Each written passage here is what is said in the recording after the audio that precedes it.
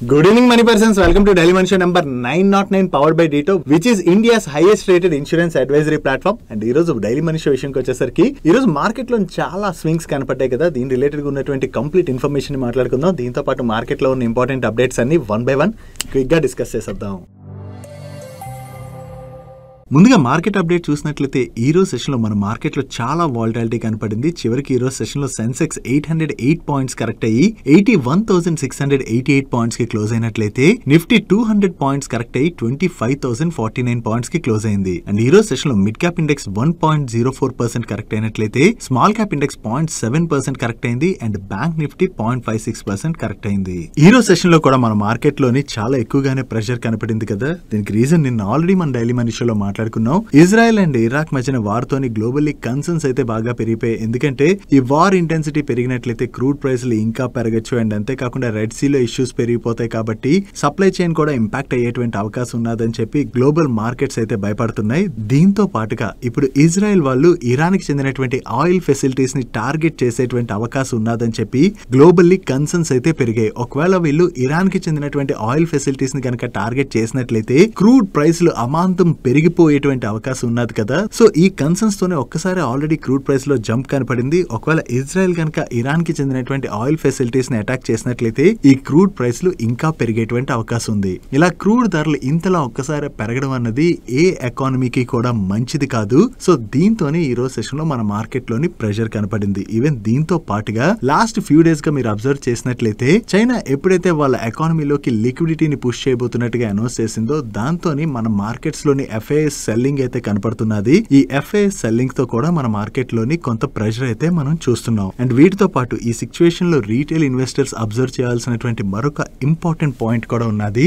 ఈ రోజు మీరు మార్కెట్ ని కరెక్ట్ గా అబ్జర్వ్ చేశారనుకోండి, మార్నింగ్ నెగిటివ్ లో ట్రేడ్ అవుతున్నటువంటి మార్కెట్ లోని ఒక్కసారి బయింగ్ కనపడి దగ్గరగా సెన్సెక్స్ 1000 పాయింట్స్ పైనే పెరిగింది. 1000 పాయింట్స్ పెరిగిన తర్వాత మార్కెట్స్ లో ఒక్కసారి సెల్లింగ్ అన్నది కనపడి అక్కడి నుంచి 1500 పాయింట్స్ పైన ఈ రోజు సెన్సెక్స్ కరెక్ట్ అయింది.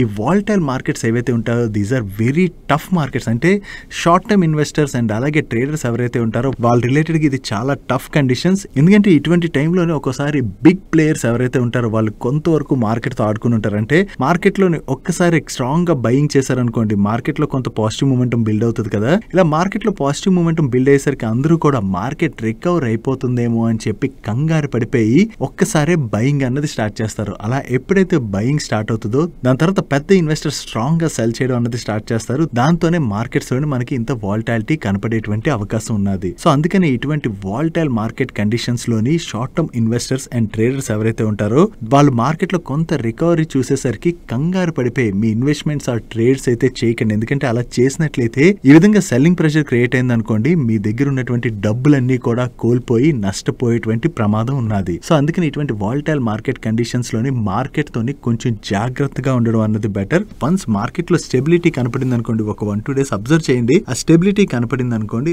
అప్పుడు మీరు ఏదైనా డిసిషన్ తీసుకోవాలి తప్ప ఇలాంటి కండిషన్ లో కంగారు పడిపోయి ఇన్వెస్ట్మెంట్స్ అవి చేసినట్లయితే మీరు నష్టపోయేటువంటి ప్రమాదం ఉన్నది. నెక్స్ట్ ఈ రోజు సెషన్ లో మార్కెట్ లో ఇంత ప్రెషర్ కనపడినా కూడా లీడింగ్ రేటింగ్ ఏజెన్సీ అయినటువంటి కేర్ రేటింగ్ స్టాక్ 6% పైన పెరిగింది. యాక్చువల్లీ ఈ రోజే కాదు, మీరు నిన్న సెషన్ లో కూడా అబ్జర్వ్ చేసినట్లయితే కేర్ రేటింగ్ స్టాక్ లోని పాజిటివ్ మూమెంటం అయితే కనపడింది. అండ్ నిన్న ఈ రోజు కలిపి ఈ స్టాక్ 9% పైనే పెరిగింది. ఇటువంటి మార్కెట్ కండిషన్ లో కూడా ఈ స్టాక్ పెరుగుతుందంటే దాని వెనకాల ఒక ఇంపార్టెంట్ రీజన్ ఉన్నది. ఈ కేర్ రేటింగ్స్ వాళ్ళ సబ్సిడరీ అయినటువంటి care edge global IFSC limited ద్వారా global economies nearly 39 countries sovereign ratings అయితే లాంచ్ చేయడం జరిగింది. వీళ్ళ సబ్సిడరీ కంపెనీ ద్వారా ఈ గ్లోబల్ ఎకానమీస్ యొక్క సోవరింగ్ రేటింగ్స్ అయితే వీళ్ళు ఇష్యూ చేయబోతున్నారంటే that is a very good opportunity for this company. వీళ్ళు గ్లోబల్ ఎకానమీస్ యొక్క సోవరింగ్ రేటింగ్స్ ని లాంచ్ చేశారన్న ఈ అప్డేట్ రావడంతోనే లాస్ట్ 2 డేస్ నుంచి మార్కెట్ లో ఇంత ప్రెషర్ కనపడినా కూడా కేర్ రేటింగ్ స్టాక్ లో అయితే మాత్రం పాజిటివ్ మూమెంటం కనపడింది. నెక్స్ట్ ఈ రోజు సెషన్ లో డిఫ్యూజన్ ఇంజనీర్స్ ఐపీఓ లిస్ట్ అయింది. ఈ ఐపీఓ ఈ రోజు సెషన్ లో బిఎస్సి లోని 188 రూపీస్ కి లిస్ట్ అయింది. Against IPO price 168 rupees. అక్కడి నుంచి ఈ స్టాక్ 5% పెరిగి చివరికి ఈ రోజు సెషన్ లోని 197 రూపీస్ 35 పైసాకి క్లోజ్ అయింది.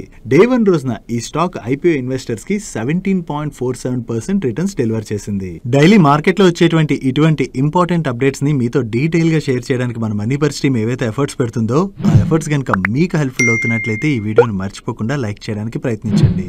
నెక్స్ట్ టైర్ కంపెనీస్ రిలేటెడ్ గా మనం నిన్న డైలీ మనిషిలో ఆల్రెడీ మాట్లాడుకున్నాం కదా, ఇజ్రాయెల్ అండ్ ఇరాన్ వార్ వలన క్రూడ్ ప్రైసులు షార్ప్ గా పెరుగుతున్నాయి. ఇది టైర్ కంపెనీస్ కి కొంతవరకు నెగిటివ్. దీంతో పాటు ఈ టైర్ కంపెనీస్ రిలేటెడ్ గా మరొక నెగిటివ్ అప్డేట్ కూడా ఉన్నది. అడ్వర్స్ వెదర్ కండిషన్స్ వలన గ్లోబల్ ఈ సప్లై చైన్ షార్టేజ్ ఏర్పడడంతో ఇంటర్నేషనల్ మార్కెట్స్ లోని నేచురల్ రబ్బర్ ప్రైసెస్ షార్ప్ గా పెరుగుతున్నట్లుగా అప్డేట్స్ అయితే వస్తున్నాయి. సో ఈ రబ్బర్ ప్రైసెస్ కనుక ఇలాగే పెరిగిపోయినట్లయితే టైర్ మ్యానుఫ్యాక్చరింగ్ లో రబ్బర్ యూసేజ్ అన్నది చాలా ఎక్కువగా ఉంటుంది కదా. సో దానివల్ల టైర్ కంపెనీస్ యొక్క రా మెటీరియల్ కాస్ట్ బాగా పెరిగిపోతుంది కాబట్టి వీళ్ళ మార్జిన్స్ పైన బాగా ఇంపాక్ట్ పడేటువంటి అవకాశం ఉన్నది. ఒకవేళ ఈ ప్రైస్లు పెరుగుతున్నాయి కదా, వాటిని వీళ్ళు ఎండ్ యూజర్ కి కనుక సక్సెస్ఫుల్లీ పాస్ ఆన్ చేయగలిసినట్లయితే ఓకే. ఒకవేళ పాస్ ఆన్ చేయలేకపోయినట్లయితే మాత్రం అది టైర్ కంపెనీస్ కి నెగిటివ్ గా మనం అర్థం చేసుకోవచ్చు. సో ఈ నేచురల్ రబ్బర్ ప్రైసెస్ ఇలాగే కంటిన్యూస్ గా పెరిగినట్లయితే మాత్రం కమింగ్ క్వార్టర్స్ లోని టైర్ కంపెనీస్ మార్జిన్స్ మీద బాగా ప్రెషర్ పడేటువంటి అవకాశాలు అయితే కనిపిస్తున్నాయి. అండ్ వీడియోలోని ఫర్దర్ అప్డేట్స్ లోకి వెళ్ళిపోయే ముందు ఒక ఇంపార్టెంట్ థింగ్ డిస్కస్ చేయాలి.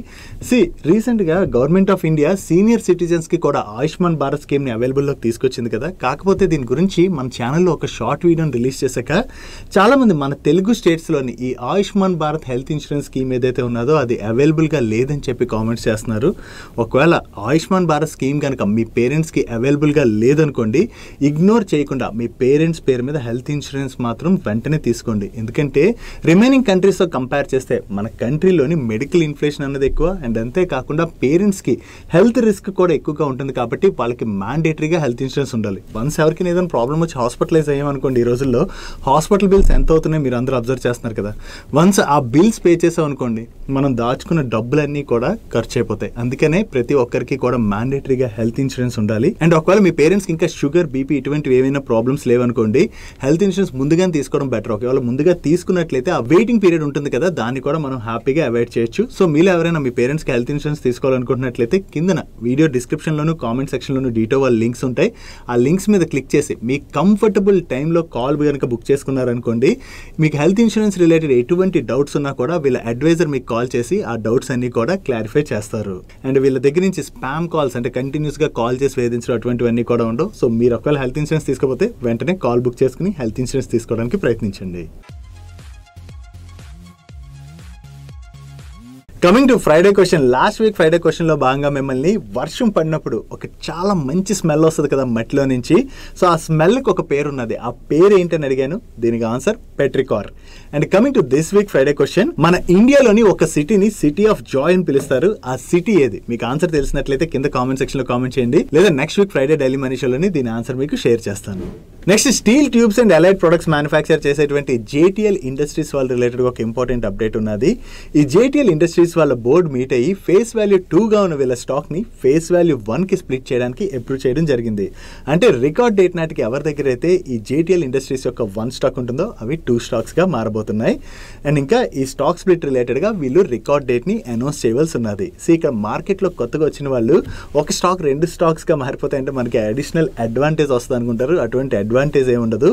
ఈ స్టాక్ ని ఏ రేషియోలో అయితే వీళ్ళు స్ప్లిట్ చేస్తున్నారో అదే రేషియోలోని స్టాక్ ప్రైస్ కూడా అడ్జస్ట్ అయిపోతుంది. నెక్స్ట్ సెయింట్ డిఎల్ఎం వాళ్ళ దగ్గర నుంచి ఒక ఎక్విజిషన్ రిలేటెడ్ గా అనౌన్స్మెంట్ వచ్చింది. వీళ్ళు యుఎస్ కి చెందినటువంటి ఆల్టెక్ ఎలక్ట్రానిక్స్ అనేటువంటి కంపెనీలో 100% స్టేక్ ని అక్వైర్ చేయబోతున్నారు. ఈ ఆల్టెక్ ఎలక్ట్రానిక్స్ అనేటువంటి కంపెనీ వేరియస్ ఇండస్ట్రీలోని ఎలక్ట్రానిక్ మ్యానుఫ్యాక్చరింగ్ సర్వీసెస్ ని ఆఫర్ చేస్తూ ఉంటుంది. ఈ కంపెనీని వీళ్ళు ఓవరాల్ గా $24.3 మిలియన్ కి అక్వైర్ చేయనున్నారు. ఫర్దర్ గా ఈ కంపెనీ కొన్ని కండిషన్స్ అయితే ఫుల్ఫిల్ చేయాలి. ఆ కండిషన్స్ ని కనుక సాటిస్ఫై చేసినట్లయితే అడిషనల్ గా $5.8 మిలియన్ ఈ కంపెనీలో వీళ్ళు ఇన్వెస్ట్ చేస్తారు. నౌ ఈ కంపెనీని అక్వైర్ చేయడం ద్వారా సెయింట్ డిఎల్ఎం కి వచ్చేటువంటి అడ్వాంటేజ్ ఏంటంటే నార్త్ అమెరికాలోని industrial, medical and defence sector లో ఈ కంపెనీకి స్ట్రాంగ్ ప్రెజెన్స్ ఉన్నదని. సో దీని ద్వారా సెయింట్ డిఎల్ఎం వాళ్ళ ప్రెజెన్స్ కూడా ఈ ఏరియాస్ లోని స్ట్రెంథెన్ అవబోతున్నట్టుగా వీళ్ళ మేనేజ్మెంట్ చెప్తుంది. సో ఈ ఎక్విజిషన్ అయితే సెయింట్ డిఎల్ఎం వాళ్ళకి పాజిటివ్ కాబోతున్నట్టుగా మనం అర్థం చేసుకోవచ్చు. నెక్స్ట్ ఏపీఎస్ మ్యానుఫ్యాక్చర్ చేసేటువంటి ఆర్తి డ్రగ్స్ వాళ్ళ రిలేటెడ్ ఒక పాజిటివ్ అప్డేట్ ఉన్నది. ఈ ఆర్తి డ్రగ్స్ వాళ్ళ సబ్సిడరీ కంపెనీ అయినటువంటి పినాకిల్ వాళ్ళకి చెందినటువంటి హిమాచల్ బడ్డీ మ్యానుఫ్యాక్చరింగ్ ఫెసిలిటీకి UK health care products regulatory agency దగ్గర నుంచి జిఎంపీ కంప్లైన్స్ సర్టిఫికేట్ అయితే వచ్చింది. సో ఈ మ్యానుఫ్యాక్చరింగ్ ఫెసిలిటీకి కంప్లైన్స్ సర్టిఫికేట్ వచ్చింది కాబట్టి ఇక్కడి నుంచి వీళ్ళు యూకేకి ఫార్ములేషన్స్ ని ఎక్స్పోర్ట్ చేసుకోవచ్చు. సో ఇటువంటి సర్టిఫికేషన్ రావడం అన్నది ఆర్తి డ్రగ్స్ వాళ్ళ రిలేటెడ్ గా మనం పాజిటివ్ గా అర్థం చేసుకోవచ్చు. Next garden reach ship builders వాళ్ళ రిలేటెడ్ గా 2 అప్డేట్స్ ఉన్నాయి. దీనిలో ఫస్ట్ అప్డేట్, వీళ్ళకి west Bengal government transport department దగ్గర నుంచి ఒక LOA రిసీవ్ చేసుకున్నారు. దీనిలో భాగంగా హైబ్రిడ్ ఎలక్ట్రిక్ ఫెరియర్స్ ని వీళ్ళు బిల్డ్ చేయడంతో పాటు ఆపరేషన్ అండ్ మెయింటెనెన్స్ సర్వీసెస్ కూడా అందించవలసి ఉన్నది. ఈ contract value approximately 226 crores and దీన్ని కాంట్రాక్ట్ రిసీవ్ చేసుకున్నటువంటి 30 months లోని వీళ్ళు ఎగ్జిక్యూట్ చేయవలసి ఉన్నది. అండ్ వీళ్ళు రిలేటెడ్ గా ఉన్నటువంటి సెకండ్ అప్డేట్, వీళ్ళు కార్సన్ రెహడర్ షిఫ్ట్ మేకర్ వాళ్ళకి 4 మల్టీపర్పస్ వెహికల్స్ ని మ్యానుఫ్యాక్చర్ చేసి సప్లై చేసేందుకు ప్రీవియస్ గా ఒక కాంట్రాక్ట్ లో ఎంటర్ అయ్యారు. అండ్ ఆ టైంలోనే వీళ్ళు అడిషనల్ గా మరొక 4 వెసల్స్ ని కూడా వీళ్ళ కోసం డెవలప్ చేసేటువంటి అవకాశం ఉన్నట్టుగా వీళ్ళు షేర్ చేయడం జరిగింది. ఈ అడిషనల్ 4 మల్టీపర్పస్ వెసల్స్ లోని 5th వెసల్ రిలేటెడ్ గా వీళ్ళు ఇప్పుడు కార్సన్ రెహడర్ షిఫ్ట్ మేకర్ వాళ్ళతోని కాంట్రాక్ట్ సైన్ చేయడం జరిగింది. సో అడిషనల్ వెసల్స్ కూడా సప్లై చేసేందుకు వీళ్ళు కాంట్రాక్ట్ ని సైన్ చేస్తున్నారు కాబట్టి ఇది గార్డెన్ రీచ్ షిప్ బిల్డర్స్ వాళ్ళ రిలేటెడ్ గా మనం పాజిటివ్ గా అర్థం చేసుకోవచ్చు. నెక్స్ట్ హెచ్జీ ఇన్ఫ్రా వాళ్ళ రిలేటెడ్ గా ఒక నెగిటివ్ అప్డేట్ ఉన్నది. ఈ హెచ్జీ ఇన్ఫ్రా వాళ్ళకి ప్రీవియస్ గా రైల్ ల్యాండ్ లోని కమర్షియల్ డెవలప్మెంట్ చేసేందుకు గాను రైల్ ల్యాండ్ డెవలప్మెంట్ అథారిటీ దగ్గర నుంచి ఒక LOA రిసీవ్ చేసుకున్నారు. కాకపోతే ఇప్పుడు ఈ కాంట్రాక్ట్ అయితే రైల్ ల్యాండ్ డెవలప్మెంట్ అథారిటీ వాళ్ళు క్యాన్సిల్ చేసినట్టుగా వీళ్ళు షేర్ చేస్తున్నారు. సో వీళ్ళకి వచ్చినటువంటి ఈ కాంట్రాక్ట్ క్యాన్సిల్ అయింది కాబట్టి ఇది హెచ్జీ ఇన్ఫ్రా రిలేటెడ్ గా మనం కొంత నెగిటివ్ గా అర్థం చేసుకోవచ్చు. నెక్స్ట్ టాటా మోటార్స్ వాళ్ళ September UK JLR sales numbers వచ్చాయి. లాస్ట్ ఇయర్ సెప్టెంబర్ లోని వీళ్ళు 8,125 యూనిట్స్ ని సేల్ చేసినట్లయితే ఈ సెప్టెంబర్ లోని 10,807 యూనిట్స్ ని సేల్ చేయడం జరిగింది. సో లాస్ట్ ఇయర్ సెప్టెంబర్ తో కంపేర్ చేసినట్లయితే వీళ్ళు UK JLR సేల్స్ నెంబర్స్ లోని డీసెంట్ గ్రోత్ డెలివర్ చేశారు. నెక్స్ట్ ఇండోకో రెమెడీస్ వాళ్ళ రిలేటెడ్ గా ఒక పాజిటివ్ అప్డేట్ ఉన్నది. వీళ్ళ సిట్రిజన్ హైడ్రోక్లోరైడ్ టాబ్లెట్స్ కి US FDA దగ్గర నుంచి ఫైనల్ అండా అప్రూవల్ వచ్చినట్లుగా వీళ్ళు షేర్ చేస్తున్నారు. ఈ టాబ్లెట్స్ ని fever and other allergic conditions treatment లో భాగంగా యూజ్ చేస్తుంటారు. సో ఈ టాబ్లెట్స్ కి వీళ్ళకి US FDA దగ్గర నుంచి ఫైనల్ అప్రూవల్ వచ్చింది కాబట్టి ఇది వీళ్ళ రిలేటెడ్ గా మనం పాజిటివ్ గా అర్థం చేసుకోవచ్చు. నెక్స్ట్ ట్రావెలింగ్ సర్వీసెస్ అందించేటువంటి థామస్ కుక్ వాళ్ళు వాళ్ళ బిజినెస్ ఎక్స్పాన్షన్ ప్లాన్ లో భాగంగా గుజరాత్ లోని వాళ్ళ ఫుట్ ప్రింట్స్ ని ఎక్స్పాండ్ చేస్తున్నట్టుగా అనౌన్స్ చేశారు. దీనిలో భాగంగా సౌత్ భోపాల్ లోని ఒక న్యూ అవుట్లెట్ అయితే వీళ్ళు స్టార్ట్ చేస్తున్నామని, దీని ద్వారా గుజరాత్ లోని హై గ్రోత్ ట్రావెల్ మార్కెట్ యొక్క నీడ్స్ అయితే వీళ్ళు అడ్రస్ చేయబోతున్నట్టుగా షేర్ చేస్తున్నారు. యాక్చువల్లీ గుజరాత్ లోని సమ్మర్ అండ్ దివాళీ టైమ్ లోని చాలా పీక్ లోని ట్రావెల్ డిమాండ్ ఉంటుందని,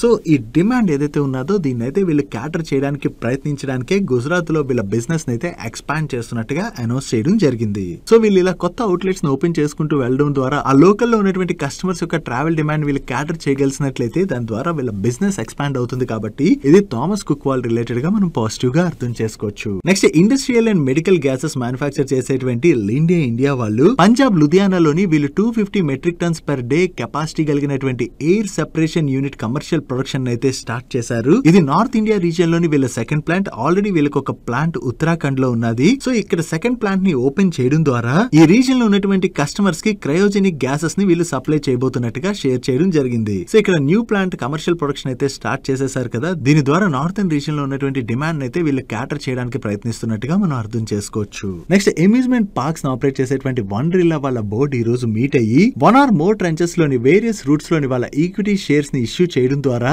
800 crores ఫండ్ రైజ్ ప్రపోజల్ ని అప్రూవ్ చేయడం జరిగింది. ఈ ఫండ్ రైజ్ ఏదైతే వీళ్ళు చేయబోతున్నారో దాన్ని వీళ్ళ బిజినెస్ ఎక్స్పాన్షన్ రిలేటెడ్ గా అది యూజ్ చేసేటువంటి అవకాశం ఉన్నది. సో వీళ్ళు ఏ రూట్ లో ఫండ్ రైజ్ చేస్తారన్నది మనం చూడవలసి ఉన్నది. నెక్స్ట్ రియల్ ఎస్టేట్ కంపెనీ అయినటువంటి టార్క్ లిమిటెడ్ వాళ్ళు వాళ్ళ Q2 బిజినెస్ అప్డేట్ ని రిలీజ్ చేశారు. ఈ Q2 లోని వీళ్ళు 1012 crores ప్రీ సేల్స్ ని రిపోర్ట్ చేయడం జరిగింది. లాస్ట్ ఇయర్ సేమ్ క్వార్టర్ తో కంపేర్ చేస్తే ఈ Q2 లోని వీళ్ళ ప్రీ సేల్స్ లో 900% గ్రోత్ డెలివర్ చేశారు. అదే ఇయర్ ఫస్ట్ హాఫ్ లో చూసినట్లయితే వీళ్ళు ఓవరాల్ గా 1322 crores ప్రీ సేల్స్ చేయడం జరిగింది. లాస్ట్ ఇయర్ ఫస్ట్ హాఫ్ తో కంపేర్ చేస్తే ఈ ఫస్ట్ హాఫ్ లోని వీళ్ళ ప్రీ సేల్స్ లో 600% గ్రోత్ డెలివర్ చేశారు. ఓవరాల్ గా వీళ్ళ బిజినెస్ లో ఈ క్వార్టర్ లోని డీసెంట్ గ్రోత్ డెలివర్ చేయడంతోనే ఇంత నెగిటివ్ మార్కెట్ లో కూడా ఈ రోజు సెషన్ లో ఈ స్టాక్ 4% పైనే పెరిగింది. నెక్స్ట్ మాస్షిప్ టెక్నాలజీస్ వాళ్ళు మాస్షిప్ డిజిటల్ స్కై ని లాంచ్ చేశారు. దీని ద్వారా ఆర్గనైజేషన్స్ యొక్క ప్రొడక్ట్స్, IT అండ్ ఆపరేషన్స్ మధ్యన గ్యాప్స్ ఏవైతే ఉంటాయో ఆ గ్యాప్స్ అన్నిటిని కూడా ఫిల్ చేయడం ద్వారా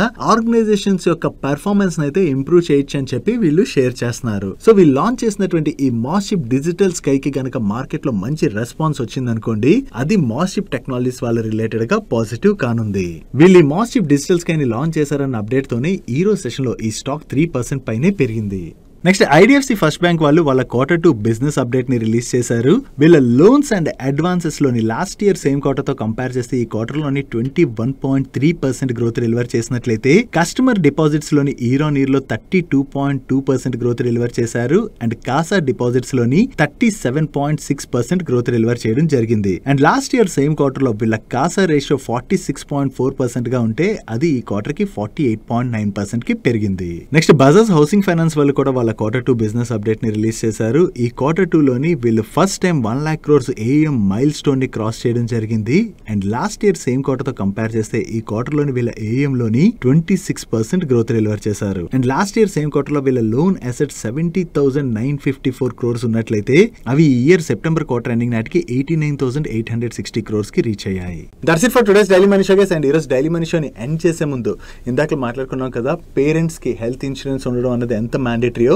సో మీ పేరెంట్స్ కి ఇప్పటి వరకు హెల్త్ ఇన్సూరెన్స్ తీసుకోలేనట్లయితే వెంటనే తీసుకోండి. మీకు డీటో వాళ్ళ లింక్స్ అయితే కింద డిస్క్రిప్షన్ లోను కామెంట్ సెక్షన్ లోను ఉంటాయి. ఆ లింక్ మీద క్లిక్ చేసుకుని మీ కంఫర్టబుల్ టైంలో కాల్ బుక్ చేసుకుని ఇన్సూరెన్స్ అయితే తీసుకోవడం మర్చిపోకండి. అండ్ ఈరోజు డైలీ మనిషిలో మేము షేర్ చేసిన ఇన్ఫర్మేషన్ మీకు నచ్చినట్లయితే ఈ వీడియోని లైక్ చేస్తూ ఛానల్ని సబ్స్క్రైబ్ చేసుకోవడం మర్చిపోకండి. నేను చంద్రశేఖర్ పత్రి మరొక ఇంట్రెస్టింగ్ వీడియోతో కలుద్దాం. Good night and happy weekend.